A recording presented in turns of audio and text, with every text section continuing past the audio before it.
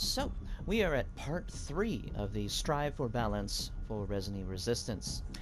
Today, we will be focusing on Alex and Spencer. There are some certain things about Spencer that I'll actually go more over when we get to Nikolai, because they have some cards that are kind of similar. But anyway, we're doing Alex. Also, I'd like to clarify some things that I got wrong in previous videos. Valerie's yellow herb ability, her ultimate one, I don't know why I backed out of that. Her ultimate ability, it was corrected in the comments section by the author of these changes, but her yellow boost spray, I got it wrong. What it's supposed to do now is that it still has the yellow boost. It also heals infection just like her other abilities. But because it also has the yellow boost, it heals 50% less health. So it heals you, it cures infection, it gives you damage resistance, but it heals you less than the other counterparts. That's the difference. And I think that's fair. If you're going to be healing infection and giving people damage resistance, the caveat would be it heals less, because if it healed full, gave you damage resistance, and healed infection, it would be the best option. It would be the best option you could possibly pick, and there'd be no point in choosing the other ones. So, to move on. Also, one thing I misunderstood. The ability that gives your bioweapon more health lasts longer, and they get an extra ability because it takes away your insta-kill. That ability activates when you activate your bioweapon the second time. So you pop out your bioweapon, you're completely normal. The second time you pop out your bioweapon, then that ability activates from then on forth. That's what it was supposed to do, and I got that wrong. But anyway, here we go. What are the changes to Alex? What are her improvements, and what are her nerfs? Well, first off, the Yataveo, worst bioweapon in the game. It gets a buff, and I think this is the best buff the Yataveo could possibly get. I don't know why Neobards didn't even think about this, because it's simple. It's so simple that a child could come up with this buff. Just get rid of the Yataveo. Just get rid of it, please. So the Yataveo is deleted out of the game, just gone. There's nothing in Alex's kit that says she should have a plant as a bioweapon. There is nothing in her kit that justifies her having a plant for a bioweapon. She's about poison and traps. Why does she have a plant? She can't even spawn IVs. Now, if she had plant-based abilities, it would make sense, but no. And the Yataveo sucks. So the Yataveo's gone. You're welcome. And thank you. But what does it replace with, you ask? Well, why something that makes equally as much sense?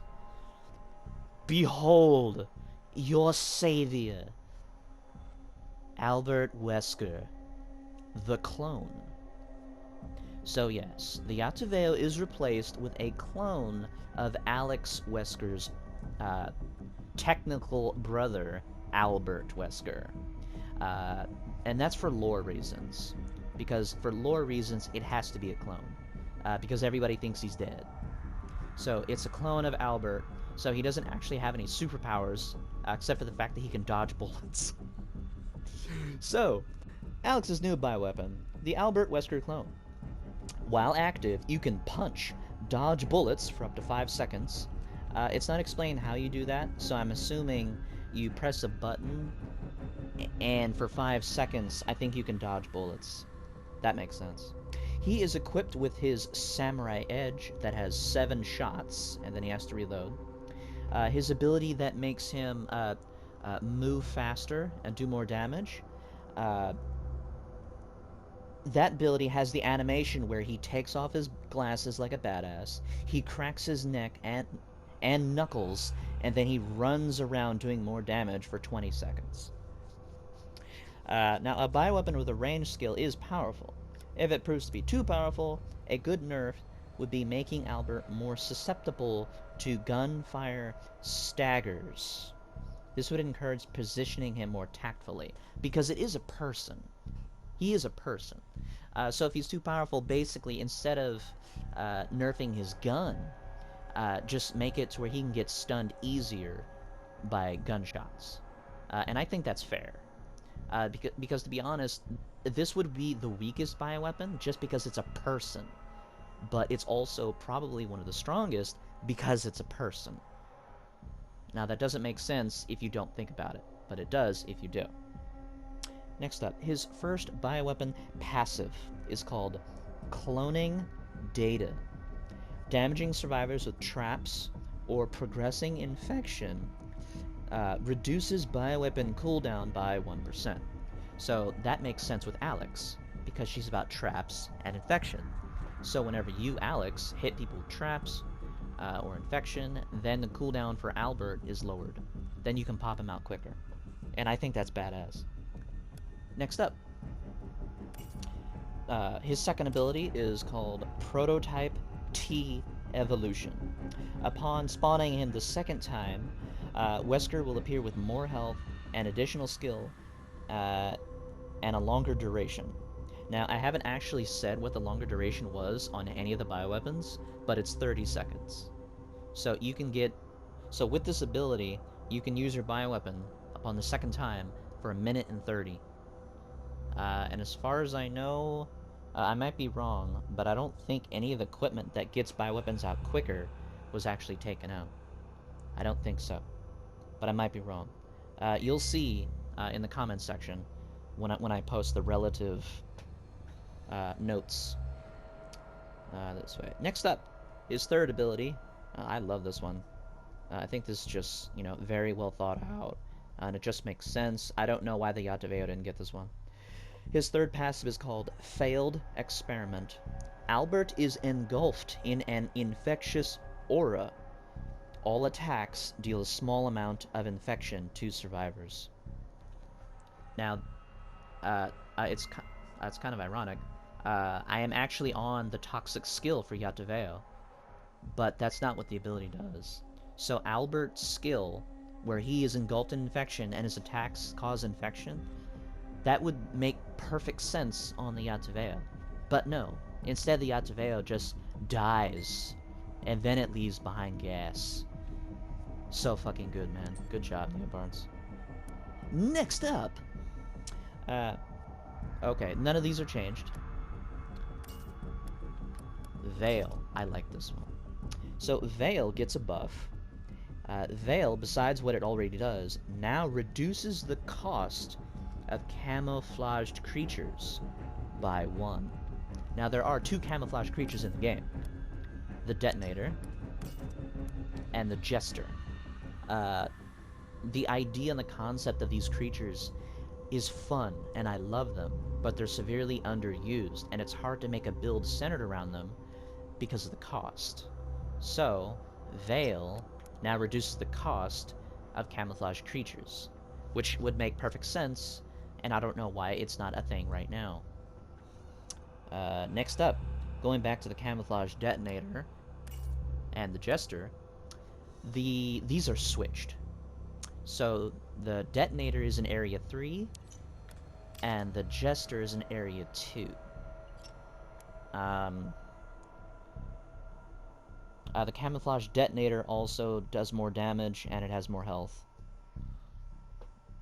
And oh, these do get changed. Nerf. Mutation. I didn't see this one. Did you edit it? Nerf for mutation. The radius of cloud around survivors is slightly smaller.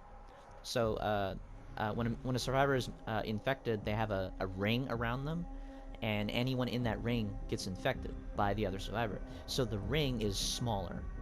I think that's a fair nerf. Let's see. Oh, wow. This is for dirt. Oh, wow. This is nerfed as well. Amplify. Infection bonus slightly reduced. Requires a little more investment for maximum efficiency. Oh, someone liked that comment. Nice.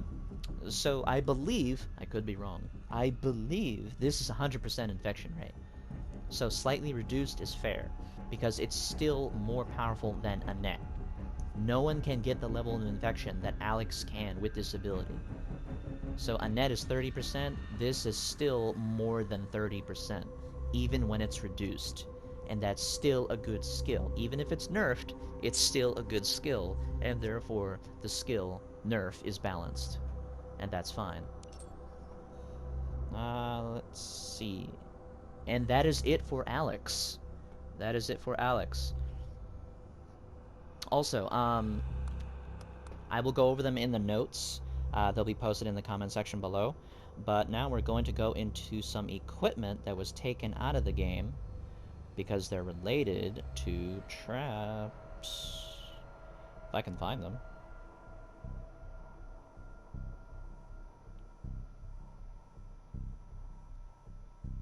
Oh, where is it? I mean, I know what they are, but still.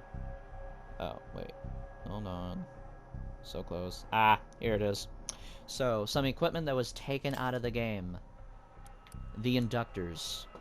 All the inductors are taken out of the game, so that you can't do those kind of builds anymore.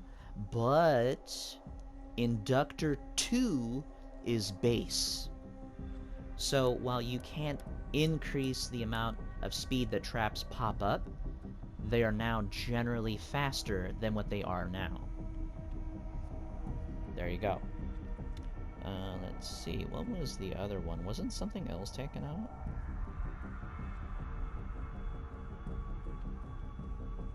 If I missed it, I'll just put it in the description below. Next up, we are heading over to Spencer. Let's see, where's Spencer? That's Nikolai. I don't know why I haven't written this down myself. Defense system. This is the big one. This is the one that needs to be nerfed. Defense system no longer increases terminal duration in Area 2. Instead, it spawns a second Yorick that's fake and doesn't drop a key. So this is kind of like my ability that I came up for Lucas Baker in my Lucas Baker concept video. And I love that. So in Area 1, you have decoy puzzle pieces that still suck. But in Area 2, you have 2 Yoricks, which makes sense, because you don't know which one is which, you don't know which one has the key, so you have to kill both of them. And since one of them is fake, I'm assuming only one of them gives back 65 seconds. That just makes sense. Please! That's not stated in the notes, but I'm hoping that's the case. Let's see. Nerf. Whoopsie. Okay, this one was nerfed. I think this was edited as well. Let's see. Recharge. Repeatedly using this on the same light switch, door, or lift increases the cooldown by 5 seconds. Example, lock door 1, lock door 1 again, penalty. Lock door 1, lock door 2, lock door 1 again, no penalty. Okay, so basically, you get punished when you do the same one again consecutively. So you hit a light switch, and then you wait for it to come back, then you hit it again, the cooldown is increased. But if you hit the light switch, you lock a door, then you go back to that same light switch, everything's fine. This is meant to stop you from spamming the same item over and over again. Basically, it's telling you, hey buddy, you have to have some variety in your life. Go outside once in a while. Next up.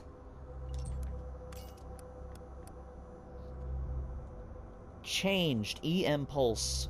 Reduces the cooldown of Disintegration Field by 1% for every 4 bioenergy spent.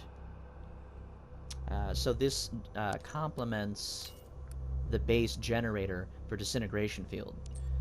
So instead of having shields that decrease the cooldown, it's bioenergy. So when you spend 4 bioenergy, the cooldown is reduced. and every time you spend 4 bioenergy, it's reduced. If this is too powerful, it could be increased to 5 bioenergy. I don't know which one is too powerful. We'll never know until we actually test it out. But yeah, overall, I think this is a better alternative to the shield, because, yeah, this is a much better alternative to the shield, and technically, this is a buff for my Death Field Spencer build, and I would love this change. Next up, changed. Ooh. Where is it? Wrong one. This one. Mod efficiency changed to Hat Trick. When a supply zombie is killed, grants Spencer 1 random special card. When a supply zombie expires without death, grants Spencer 2 random special cards. This offers a high-risk, high-reward deck option. More skill and planning required than popping a few cheap mods to instantly repair your camera. So, I believe that Spencer is the one that gives you the supply zombie card. So if you don't have the supply zombie card, you can use this with a normal supply zombie, and you'll get rewarded. But if you have a supply zombie with you, yeah, if you have a supply zombie in your deck, basically it buffs the supply zombie. But it's still a supply zombie. So even if it dies, or you get it back, you still get rewarded. I don't think that's too much of a change. I mean, I think that might be too much. I know the ability is to incentivize you to use it more strategically, but you still get something if you don't. So, yeah. So I don't think that's a good change. I think a fair change to incentivize strategically. My change for that one would be, so when there is a supply zombie, right? When there is a supply zombie, if you get the supply zombie, you get 2 special cards. But if you lose the supply zombie and it dies, then the survivors get 2 special weapons. That would incentivize you to using the skill with skill. That's my opinion. Because you don't want them to get those 2 special weapons.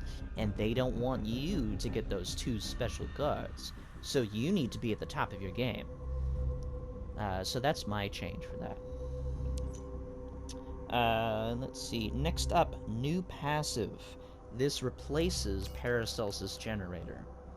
So, Reserve Generator.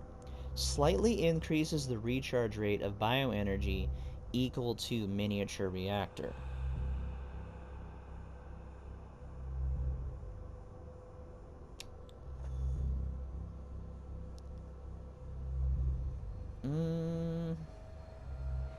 I don't think that's good. Battery is better than this. That's just different. Recharge is still better than that, because that's manual. This is you using mods. And you would use mods with the miniature reactor anyway, and the small generator. But this is just the miniature reactor. So, this with the miniature reactor would still be more powerful than just the miniature reactor with the miniature reactor with the small generator mod. If you stacked everything, this would be more powerful.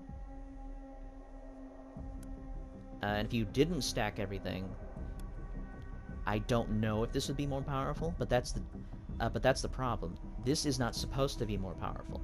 This is not supposed to be more powerful. I would say that it might be weaker than Paracelsus Generator. I mean, it gives you more bioenergy, but Paracelsus Generator, discounts things. So I don't think that's a good change for Paracelsus Generator. It's interesting, And if there's something I'm missing, please do inform me. But so far, I just don't think that's, good enough change. Let's see. Buff for the advanced OS mod that no one uses.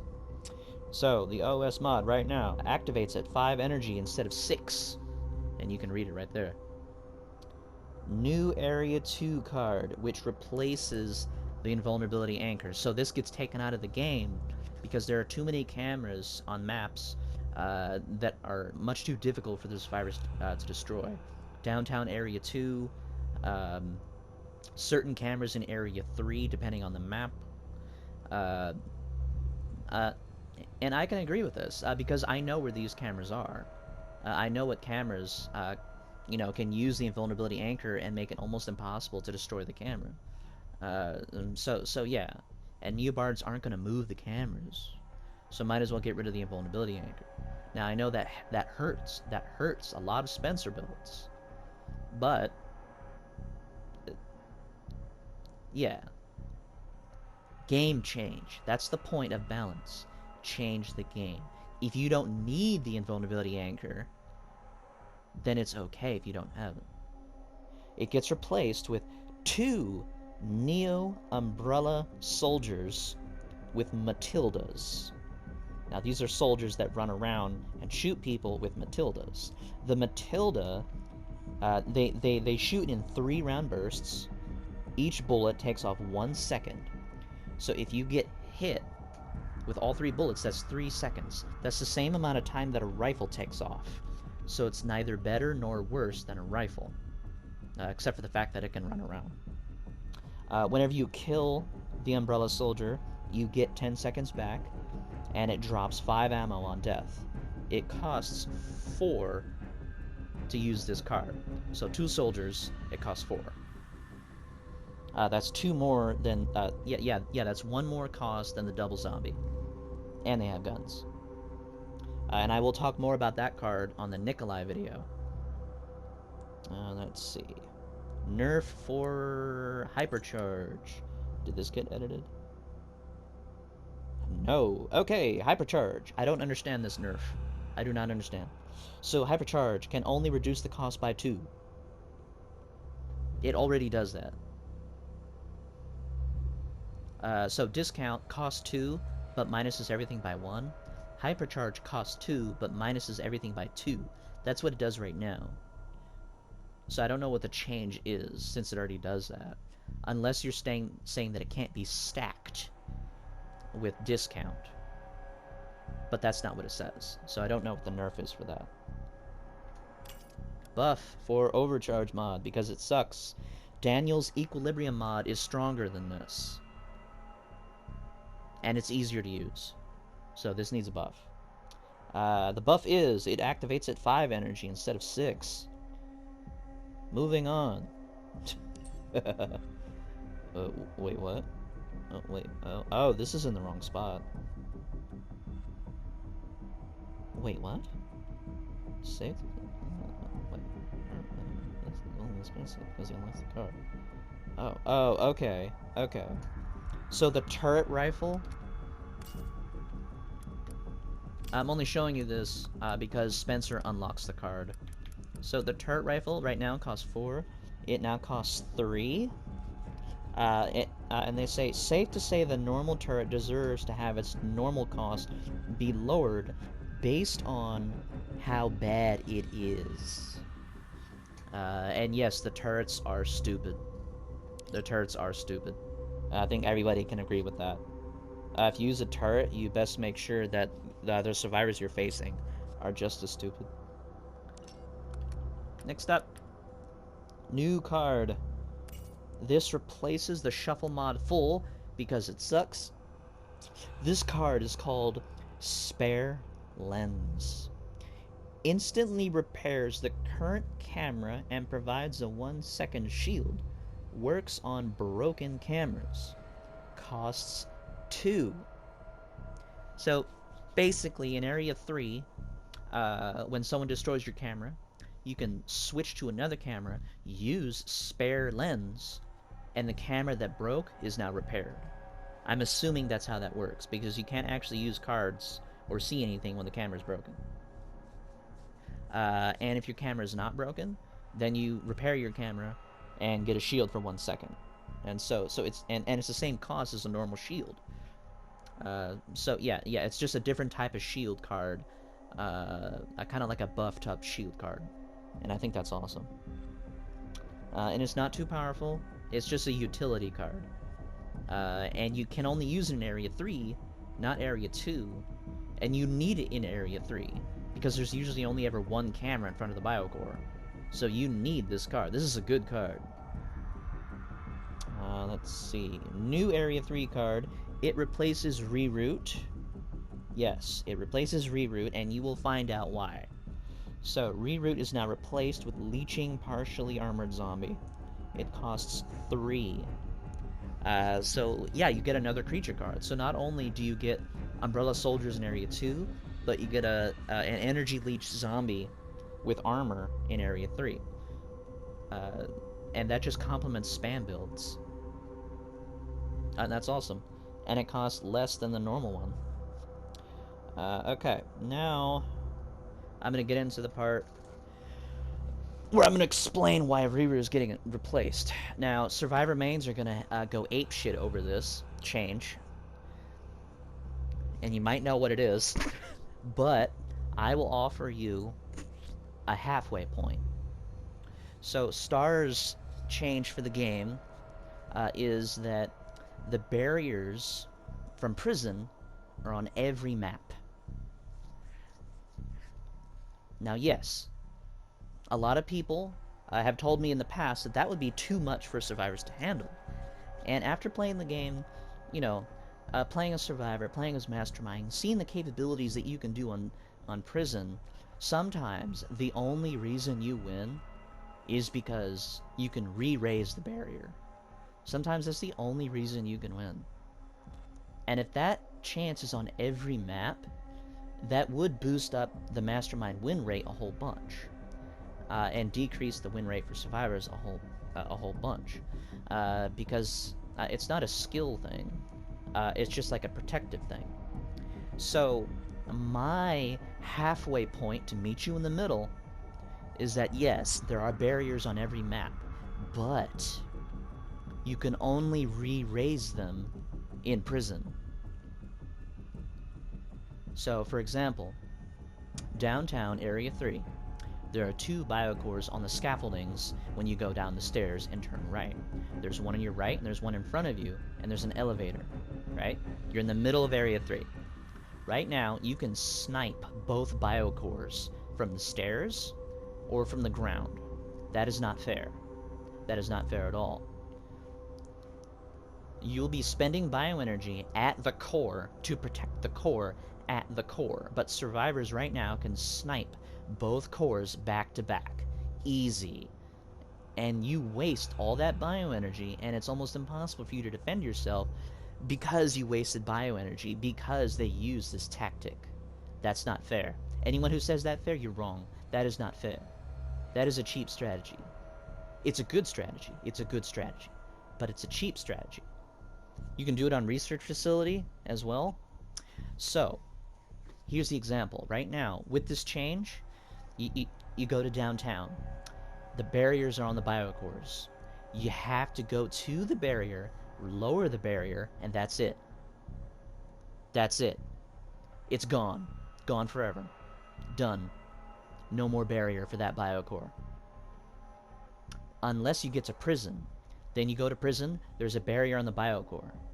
But then you can re-raise the barrier. That's my halfway point. I'm going to meet you in the middle. So yes, there are barriers in every biocore, but you can only re-raise them in prison. And I think that would be a good middle. So masterminds can protect themselves from cheap strategies, from, you know, cocky survivors. But masterminds only get the actual advantage on one map. And that's it. And there you go. So let me know about my halfway point. Let's discuss.